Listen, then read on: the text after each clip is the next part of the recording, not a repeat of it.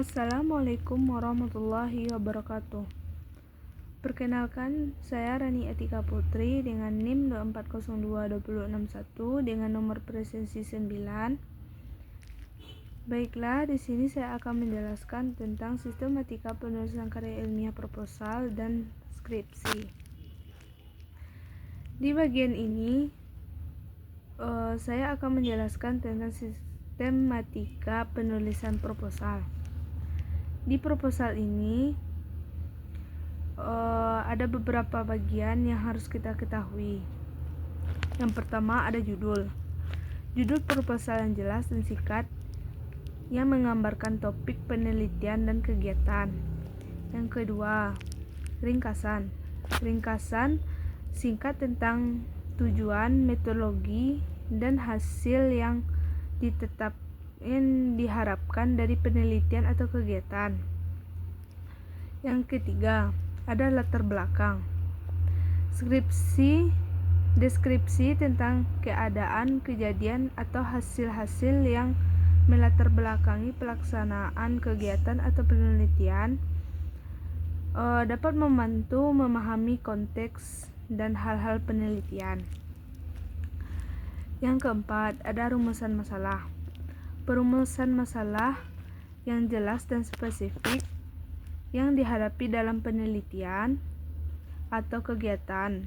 Rumusan masalah ini harus ditetapkan secara tegas dan berdasarkan identitas dalam latar belakang. Yang kelima, ada tujuan penelitian. Penjelasan tentang tujuan yang ingin dicapai melalui penelitian atau kegiatan. Tujuan harus dispesifik dan dapat diukur. Yang keenam, ada manfaat penelitian. Penjelasan tentang manfaat yang diharapkan dari penelitian atau kegiatan. Manfaat dapat berupa peningkatan pengetahuan, perbaikan praktik, atau dampak sosial. Yang ketujuh, ada landasan teori atau kerangka teoritis. Di penjelasan tentang teori atau hasil penelitian terdahulu yang relevan dengan masalah yang diangkat. Ini dapat membantu memahami kerangka berpikir atau bisa memperkuat hipotesis. Yang kedelapan, ada metode ilmiah. Penjelasan tentang metode yang dapat digunakan dalam penelitian atau kegiatan. Metode harus jelas, sistematis, dan dapat diukur. Yang kesembilan, pelaksanaan kegiatan. Daftar personalis atau tim pelaksanaan kegiatan beserta pendidikan dan keahlian mereka. Yang kesepuluh, fasilitas. Identifikasi fasilitas yang diperlukan dalam kegiatan atau dalam penelitian. Yang kesebelas, keuntungan atau kerugian. Penjelasan tentang manfaat dan risiko yang mungkin timbul dari kegiatan atau penelitian. Yang ke-12, lama waktu kegiatan.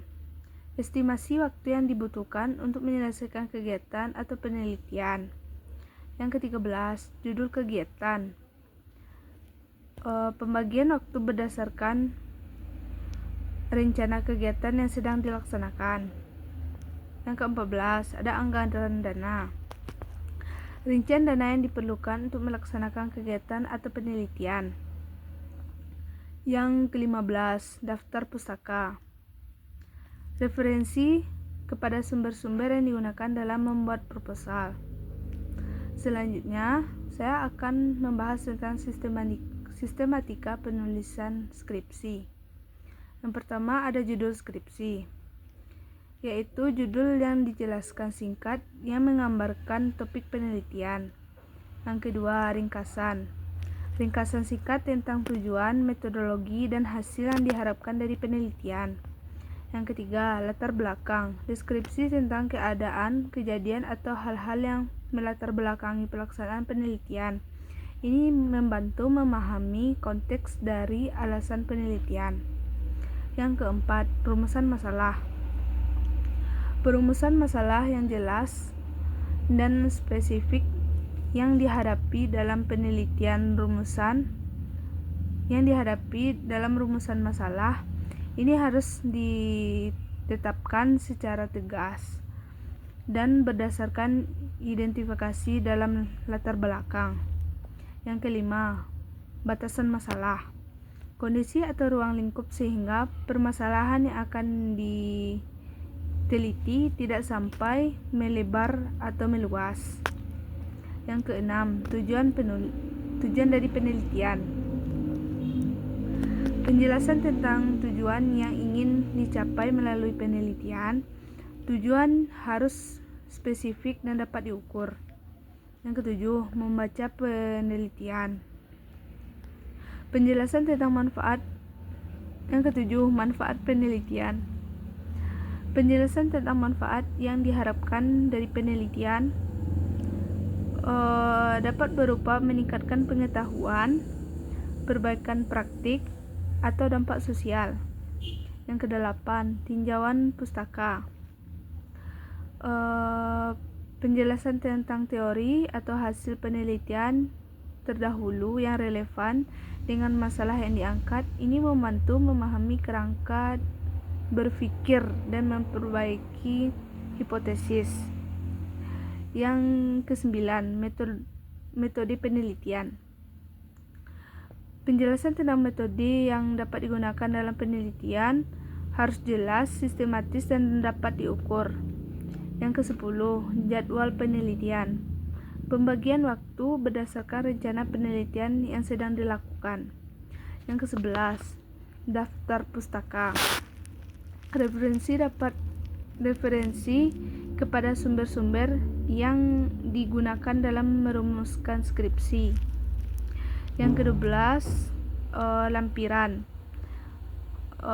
yaitu berisi tabel gambar, diagram, dan informasi lainnya yang relevan dengan penelitian. Baiklah, sekian yang dapat saya sampaikan tentang penjelasan saya terhadap sistematika penulisan karya ilmiah, proposal ataupun skripsi. Bila ada kata-kata yang salah atau ada yang kurang, saya mohon maaf. Saya sudahi dengan wassalamualaikum warahmatullahi wabarakatuh.